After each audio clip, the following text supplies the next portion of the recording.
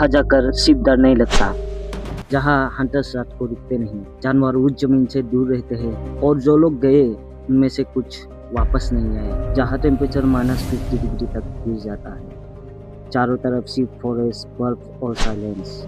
Mobile signal zero, human population almost non. आखिर क्या क्या है इस जगह की हिस्ट्री? ये एलियन टेक्नोलॉजी हो सकती है, एंशिएंट डिफेंस सिस्टम, या कोई प्री ह्यूमन सिविलाइजेशन का लेफ्ट ओवर। सच क्या है?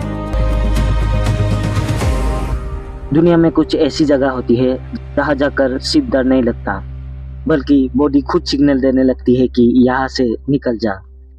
साइबेरिया के अंदर एक ऐसी ही जगह है जहाँ हंटर्स रात को रुकते नहीं, जानवर उस जमीन से दूर रहते हैं और जो लोग गए उनमें से कुछ वापस नहीं आए। इस जगह को लोकल्स कहते हैं वैली ऑफ डेथ, और यह है कहानी विवी वैली की। तो इसी स्टोरी के साथ शुरू करते हैं आज की ये वीडियो। ये जगह रशिया के याकुतिया रीजन में है, जहाँ टेम्परेचर -50 डिग्री तक गिर जाता है। चारों तरफ सिर्फ फॉरेस्ट, बर्फ और silence. Mobile signal zero, human population almost non.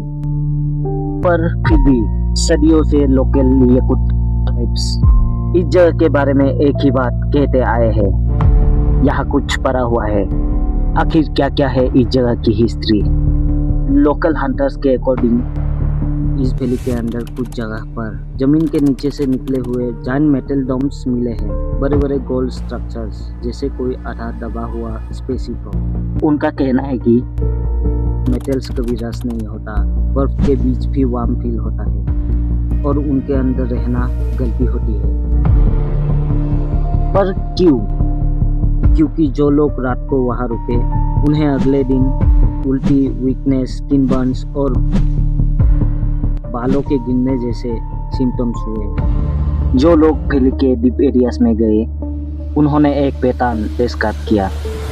अचानक से एक्सट्रीम थकान, बॉडी के अंदर ब्लीडिंग, कुछ लोग तो वीक्स में ही वीक और ओल्ड लगने लगते हैं। ये स्टोरी इंटरनेट से नहीं आई, इसका मेंशन 1800s के रशियन रिकॉर्ड्स में भी मिलता है। ये बिल्कुल वैसे सिम्टम्स है जैसे रेडिएशन एक्सपोजर में होते हैं, और यही से मिस्ट्री सीरियस हो जाती है।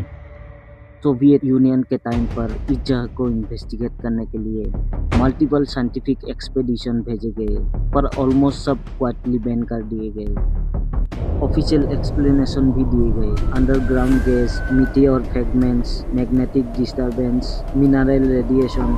पर एक अजीब सी चीज कॉमन थी, कैमरा काम नहीं करते थे, कैंपस लिटरली घूम जाता था, रेडियो सिग्नल कट हो जाता था।